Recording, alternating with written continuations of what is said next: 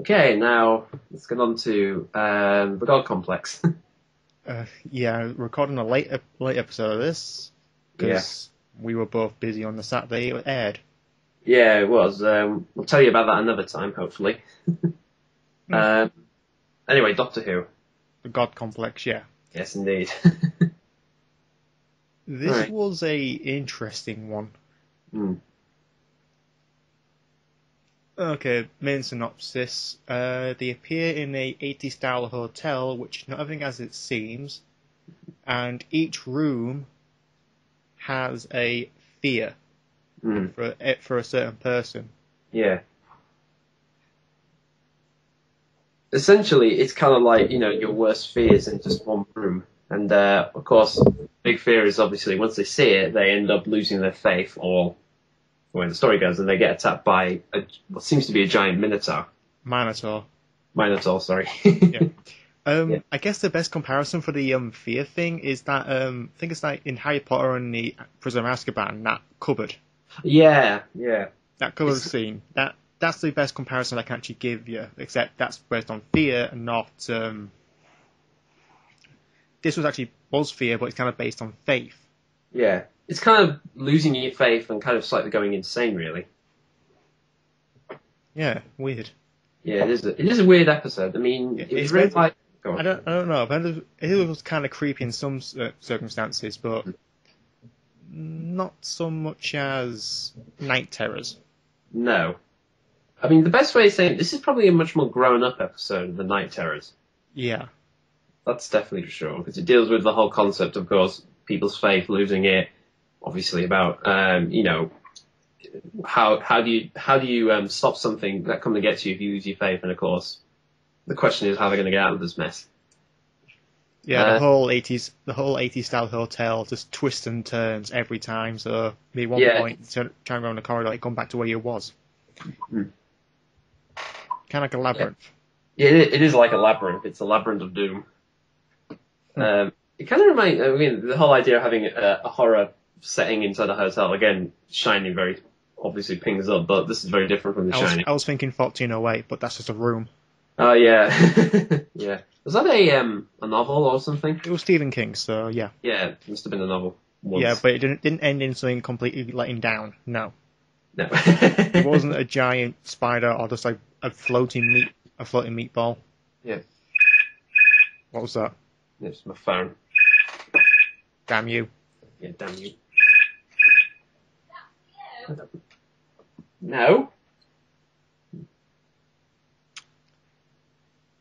I'll cut this part out. Yes, please do. Okay. Please. Ideally, cut it as soon as the first ringing starts. Right. Anyway, back to the point. I might as well start off. The funny thing, this episode was written by, stop saying the funny thing. This episode was written by Toby Whitehouse, who previously had written Reunion, the one with that's Sarah Jane's debut back in the series. Yeah. And, The Vampires of Venice. So this is his third story, and easily I think this is his best. I agree. I think School Reunion was a good start. Vampires of Venice is just meh. The thing, Vampire Menace is like, if this had been made in David Tennant's era, it would have been just a silly, stupid, naff episode. I mean, in Matt Smith, it is still a silly, stupid, naff episode, but it's not as bad. Just very anticlimactic. Yeah, it is a bit anticlimactic. I mean, he turns off a switch at the end of the day. Yeah. So, but either way, the point is that Toby Whitehouse really done something pretty clever with this episode. I mean, probably some of you may know who are listening to this, he's the guy behind Being Human, which is, brief summary, it's about a vampire, a ghost, and a werewolf living together. And it started out as a sitcom, and it sort of turned into a sitcom drama by the end of it. Give you a good idea. Remember the guy in The Voyage of the Damned, the one who was supposed to be over, after the captain kills himself, he's the one trying to steer the ship. Kind of. Yeah, well, he reappears in End of Time Part 2 in the bar where Captain Jack is. Oh yeah, Alonzo. Yeah, him, Alonzo. He's the actor from Being Human. He's the werewolf. Ah.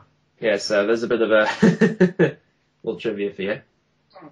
Well, back to the God Complex. Yeah, exactly. We did get some extra characters in this one again. Yeah, we did. we got essentially, we got like a sort of like a paranoid internet geek, somewhat. A bit stereotypical, but go on. Yeah, go on. We had a nurse who was, well, in the show, she's a religious Muslim. Hmm. I'm not going to attack anything. I'm just saying she's a Muslim religious. Yeah, that's Muslim. that's it. Yeah, that's it. We don't get into trouble. Okay. And I got a friend who's Muslim, so she'll understand. Yeah. Who was a nurse as well, so yeah. she knows somewhat what's going on, but she had the idea that this was not Earth at all, or there weren't hell or anything. Yeah, and for a brief while we had another guy who seemed to be a gambler, but he was insane when we first saw him. Yeah, he'd lost his faith, and there was also like woman at the beginning of the police. The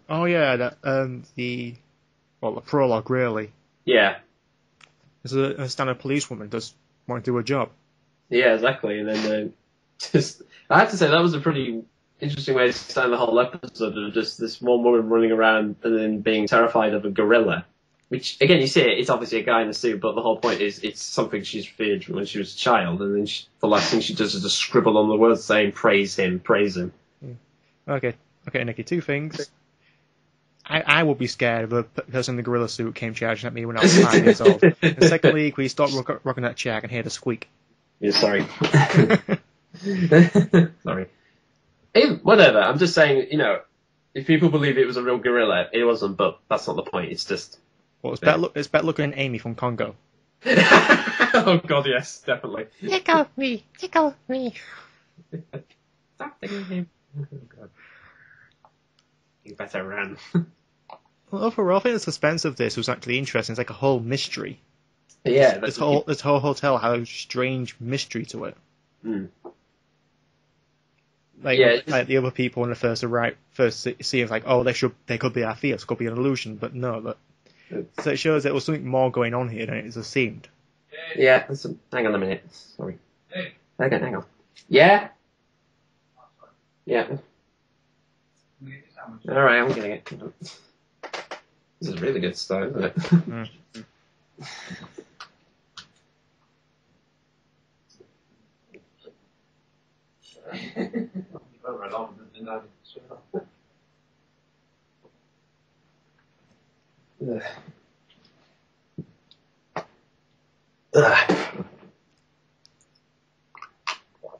Well, I'm going to drink, so you might hear me slurping, but that's okay. Right. So this whole episode is like a bit like a mystery. Hmm. So, but one thing I did like at the beginning, I noticed on the walls, was like it showed like Silurians and Sontaran, a Jadoon. Hmm. And then in the background you see a Silurian. Yeah, I just have to say, the fact it's a Silurian wearing like a sort of white shirt with a red tie on. Yeah, and at one point you actually see one of those, like, I can't remember what they were called, the kind of bug people from Planet of the Dead. Oh yeah, they're on the wall as well. Yeah, I saw that. Yeah. So it's like it knows about all the other stuff. It's just a bit weird. Mm. And one thing that actually surprised me is that near the end, I'm not going to say what happens, but yeah, they said that the Minotaur was a resident of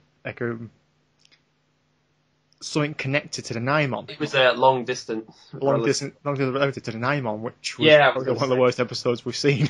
Yeah, I'm going to bring that up. Yeah, I mean, for those who don't know, the Horns of Naimon was a Tom Baker story. Featured what was meant to be like these bull-like creatures, which really weren't bull-like creatures, but just black, huge. Think Jadoon, but less detailed and 3 horns on top of it.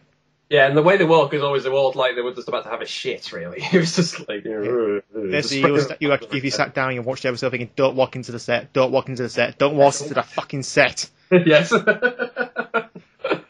Yeah. It was a bad episode. I couldn't believe it. Yeah. Well, I'll just say, for someone who's watched all the Tom Baker stuff, I mean, I didn't think it was that bad. I just thought it is pretty silly in places. But that said, if this is meant to be the new generation of Naimons, this is 10 times better looking than the old ones. Yeah, eyes can blink. Yeah, it's like it can actually move around. It walks around. It actually looks threatening. That's the big thing. In fact, for most of the time, you don't actually see it properly. It's always, you see it, vague glimpses of it, shadows, and there's the moment where the Doctor traps it in the room and he's just got all the mirrors there. So that he's making sure that he doesn't find out where he really is. It's that whole trick of, you're in a hall of mirrors. Which one's the real you in a hall of mirrors? That was interesting. But I felt like only the Doctor understood him. Indeed. I mean, the Doctor's always trying to find a better way out, rather than just having to kill the monster every time. He's always trying to do that. Yeah. And I mean, a bit of a plug. We've got an actor in it, David Walliams. Yeah, David Williams from Little Britain and... he's the third. It was a fourth person there. I forgot to mention. Yeah, but he's like a Maul. It's like Maul from God, what's that? Willow's thing? Oh, Wind of the Willows? That's the one. Yeah. I know it was Wind and Willows, but I can't remember the fucking title. Wind and the Willows, yeah. He looked like Mr. Maul. Kind of, but without any hair on. Mostly. I was just saying, Steve Coogan played Mr. Maul, I think, in that film. David Williams played a Maul. Yeah, played a Maul-like creature whose only goal in life was to just be conquered and enslaved, which I thought... Sounds like Britain, really. Yeah, again, that's a strange race, but they're always doing well, it's us, really. Britain's been conquered by the Anglos, the Vikings, loads. Almost the Germans until we fought back. Yeah, almost. And then at one point, we were conquering everybody else, and it was the other way around, so we're pretty much in a neutral state now. Yeah. So everybody's getting on well. I have to say, I mean, I just thought, my first thought was like, well, he's probably going to be a jokey character, and he's probably going to get killed off towards the end, and I was surprised he was still alive at the end of the whole thing. Yeah. I mean, there is a bit... It still had its emotional moments with one of the characters. Yeah. I have to say, there was one moment where he goes up to David Williams' character, I can't remember his name, Mr. Something. And he did say something That's a problem with his character. You know who plays him, it's just like his character's just very...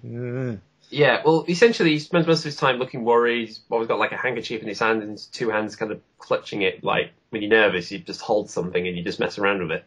Yeah. Yeah, so, again, there was a moment, so I get to the point, where the Doctor asked him, he's saying he's one of the oldest races in the universe, and there's the thing where supposed to be they suppressed the sort of the real passion for something. It's like almost all that time of being enslaved and conquered, it's impressed all their rebellious nature probably. Yeah. And I think there was a moment where he was meant to snarl. I don't know whether that was intentional, but I think there was a moment where he kind of snarled at one point, but I don't know. I'm not too sure either, but... Yeah. Again, we don't see... He's got a big role in the episode, but it's just forgettable. He is a little bit forgettable, yeah. Then again, it's kind of difficult, because like, well, he's meant to be an alien, so how can you not forget an alien? But that's the way it is, I guess. Fair enough. Yeah.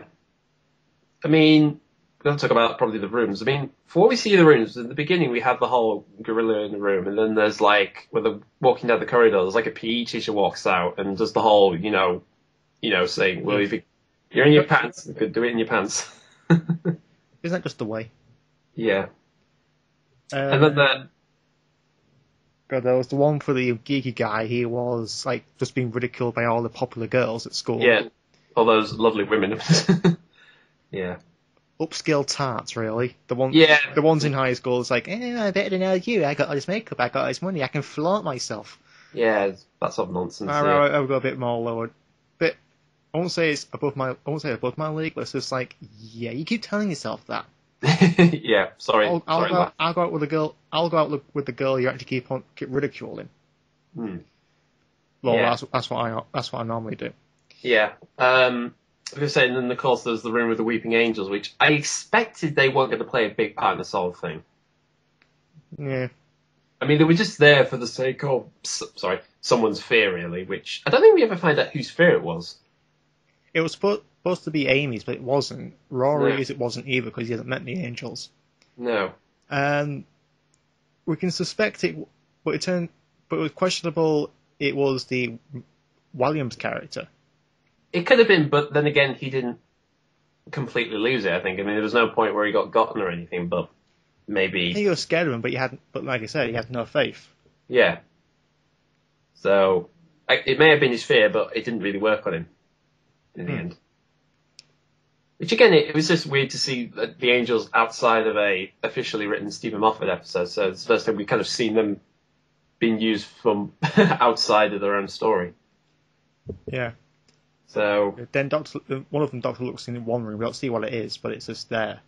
I think it could have been the TARDIS because I heard the TARDIS noise. I think like the engines or something. I like the number was on the door. Yeah. 11. Yeah, 11. Yeah, it could have, well, for all we know, maybe in the room it was probably his death, or maybe him going to his death or something. And there's a bit... It could have been Dalek, it could have been the Master, it could have been... Yeah. That douchebag from the End of Time, I don't know. Yeah. You don't know properly, but undoubtedly the one point is like, what does the Doctor believe in, which he doesn't really answer. Yeah. That's one thing. I mean, the best way... Don't want to spoil the ending, really, do we? Not too much, but then again, we've only got 2 episodes left. All we can say is that the way it ends, I have to admit, that surprised me the most, because... It wasn't really a warm ending. No, it was not a warm ending. Normally, in these type of stories, they go through all this hardship and then they get out of it. Some sort of battle scars at the end, but everybody's mostly fine and they're all going on for a new adventure. But the way this one ends, that doesn't happen. No. I was really surprised thinking you're just going to end it like that. I mean, considering that we're about to head off to what's going to happen to the Doctor. Well, not yet. We don't know. It could be next season we'll probably see it. Or the final episode. Hopefully it's an hour-long episode. Yeah, I'm pretty sure they will figure out. I'm pretty sure they're going to solve the Doctor dies thing at the end of this series. I don't think they're going to keep carrying that on for ages, because that'll just get the audience annoyed. Okay, I guess what Elvis went away. It's probably not going to be a clone. No, I mean, funny enough, my mum actually, she's been watching Doctor Who, she watches it after I watched it. And she thought it could be one of the flesh, but it's like, I don't think so. Besides, the flesh killed itself. They kept trying to get that Jennifer Lucas creature thing. So, the Alma lookalike that's crossed with a necromorph. Yeah. That's one of the scariest things I've ever actually think of. Alma from Fear crossed with a necromorph from Yeah, it is. It's kind of, it's like something out of Silent Hill, but with a bit of fear in. And Dead Space. But the next episode... As I said, it's called Closing Time, which features the return of... Craig from the Lodger from Series 9. Yeah. Apparently, judging by what we've seen in little clips, he apparently has a kid now.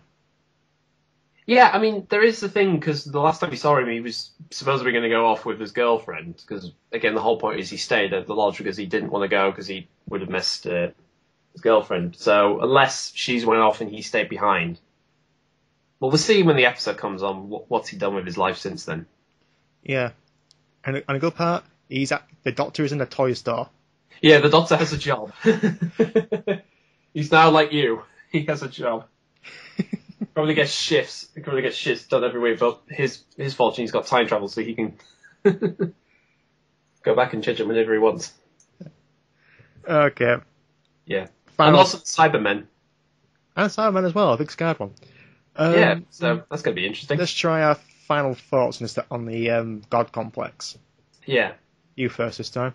Okay, overall, I just thought it was a very clever and inventive and generally eerie episode in the end. I mean, I had a feeling this was going to be a pretty creepy and maybe mind-crazy episode, but in the end, it turned out pretty good. I mean, it's definitely, there's some funny moments in there to keep down whatever you want to lighten the mood up a bit. But overall, I was impressed by this episode, and the way it ends, again, I won't say anything, but it definitely puts things into perspective. Yeah. For what's going to happen. I really want, because I watched it on iPlayer and I can pause it anytime I want. I only paused it once, I had to go to the toilet and came back and resumed it. So. Yeah, I actually agree. It was an eerie episode. Not kind of gripping, terrifying, but it was gripping as, like I said, it's like a very mysterious episode. It's like you want to know what's going on, you want to know if you want to get out of it, and even these like minor characters, you don't want them to die because you want the Doctor to save them. Yeah, it is that case where you actually do care for the secondary people rather than going, all right, he's going to die first, he's going to die second. I hope you die because you're really annoying me. That's usually the case sometimes, but not so much this episode because no, one of them you really one of them the Doctor gets attached to. Yeah, that's the great thing with Doctor Who. The secondary characters become likable. That's a good thing. Well, apart from series 2. Yeah, but yeah, that's another story for another time. Yeah. Mm. Well, I think this has there's some problem. I think the whole of like Series 6 in general has a certain problem where first time watching it you are really gripped, and rewatching it on DVD or iPlayer seems to lose its glamour a little bit unless you like. I think it's the case if you have to watch it on the day it's on, really. Yeah, it's like a soap opera. You have to watch it on the day. That way you get really into it. Because you feel like you're discovering it with the rest of the audience, rather than just catching up behind them. And if you go like, if I'm going to show this episode to Mike, he'll get into it. He'll probably want to know what's going on. I'll just know what's going to happen next, and it's kind of lose its glamour. Yeah, there is. It's the case of whether it has any rewatchable value. That's another thing. Yeah, I mean the Lodger. It's kind of it's the weakest episode in my opinion on Series 5. I've watched that like several times. It's just funny. Yeah, it is funny in a good way, not funny in a stupid, silly kind of we're in after the Christie mystery and she is it's like shut the fuck up. Yeah, even that episode I watched a few times. It's like, okay, why is this some parts funny and why is David Tennant? You can stop trying now. You're not going to save the episode. For God's sakes, a giant bloody wasp. Yeah, it's enjoyable. I don't think it's not as good as the previous episode, The Girl Who Waited. Yeah, it's again Doctor Who's always different. One episode's different from the other, so. Yeah, The Girl Who Waited is actually the best part of Part 2 so far. So far, I mean, again, we don't know what the next two are going to be like. Ultimately, they're just going to wrap up the whole mystery of the Doctor's death, and probably the silence as well. So hopefully that will be a good payoff. Very. Yeah, I mean, this is Stephen Moffat we're talking about. I mean, he does know how to pay off the audience. Or take us in different turns at every turn. At every turn. Every turn. He just, whatever. He's always... Even if it's a soft left, sometimes, he'll make it a fucking U-turn, a 360, and put you back on course and thinking, what the fuck just happened? Yeah, what just happened? Can we just try that again, please? Okay, so we'll probably do this next time on the episode title, please. Yeah, the closing time. So hopefully we can get this out on Monday for closing time. Or Sunday, we don't know. Or Sunday, we don't know. We just have to watch it when it is on. Yeah, okay. Yeah. So, see ya. See ya, bye.